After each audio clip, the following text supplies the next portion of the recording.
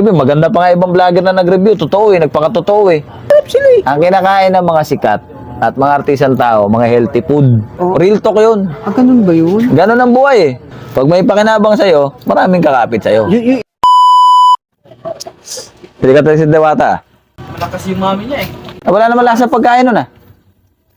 Ay, Pabili ay, po. Dewata. Uy. Sikat na sikat ka na. Kilala mo Ah, ko. payaman ka ng payaman, no? Ganun talaga pag ano. Di ba nakatira ka dati sa ilalim ng tulay? Oo. Tapos ngayon, dami na bumapansin sa'yo. Ah, marami na akong friends. Oh, kasi may pakinabang na sa'yo.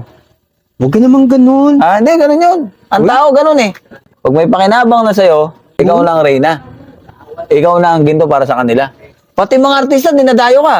Uy, si ano? Sarap na Ha? sarap dun sa ano ko. Eh, hindi ka naman mga artista eh. Di ba? Naman ganyan. Tambay ka lang dyan sa eskinita natin ah. Sa Pasay. Yung nagpa-picture, ang dami. Nagpapapicture kasi sikat ka. Eh, nung hindi ka naman sikat, wala naman pumapansin sa'yo eh. Di ba? Tama, mali. Tama ka ron nung... Ha? Pati yung mga hindi kumakain ng pares, kumakain dahil sa'yo, magka-views lang. O si ano, si Mr. Rendon Rabador ba yun? Eh, isa pa yun. Wala kasing masyadong views ngayon yun eh. Hindi, mabait So, ang siya. ginawa niya, pinuntahan ka niya para Mabait magka-views. yun. Mabait yun. Oo, mabait. Siyempre, sa harap ng Tsaka camera. kapatid ni Tony. Kami, Babae. hanggang dikit na kami nun. Ngayon lang yun. Pag wala na yung view sa'yo, wala na yung hype sa'yo, hindi na kayo magkaibigan nun. Ganun ba Pwede yun? ba yun? Hindi ko nga... Ang dami-daming katulad niya sa'yo, nagtitinda ng pares, mas masarap pa eh. O ba't di niya kinakaibigan? Ano? Parang siya sabi mo hindi masarap Paris ko ah. Masarap ba pares mo? Eh bakit maraming tao? O hindi Eh masarap? kasi nga malakas yung hype mo. Real talk yun. Diba? Ang dami na nga nag-review. Maganda pa nga ibang vlogger na nag-review. Totoo eh. Nagpakatotoo eh. Diba? At least sila totoo lang.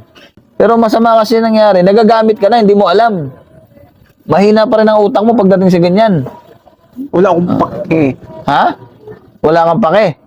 Oh, pero sila may pake. Sa pakinabang sa'yo. Mag-ingat ka.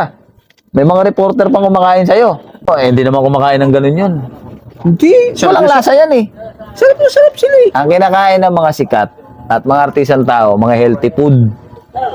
Sa palagay mo, healthy food ba yung pagkain mo? Eh ganun. Eh, putok-batok yan eh. Ibig sabihin, Si Charong Bulaklak, kakain artista niya. lahat ng sinasabi ng mga ano, hindi pala ganun yun. Ah, maniniwala ako niyan, kainin nila, kalahating kalderong, si Charong Bulaklak. Yan. Totoo yan. Eh, for the views lang yan eh. Pero congrats sa'yo ha, at least sikat ka na. Marami ka ng pera. Real talk yun. Ah, ganun ba yun? Ganon ang buhay eh. Sa totoong buhay, ganon. Pag sikat ka, maraming didikit sa'yo. Pag may pakinabang sa'yo, maraming kakapit sa'yo.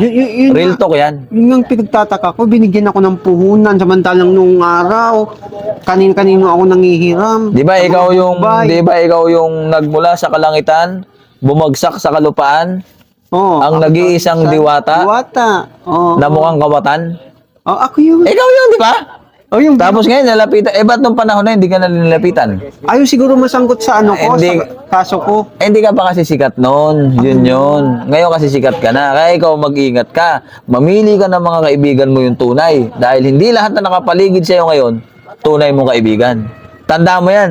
Ilagay mo sa kote mo yan, ha? Magkano sweldo ng tao mo sa inyo? 300. 300? Oh, Oh, sinungaling ka. Kala ko 600. 300 lang, ang dami nila, no? Eh, anong gagawin mo rito? Bibili. Ano bibili mo? Napkin, meron ako ngayon eh.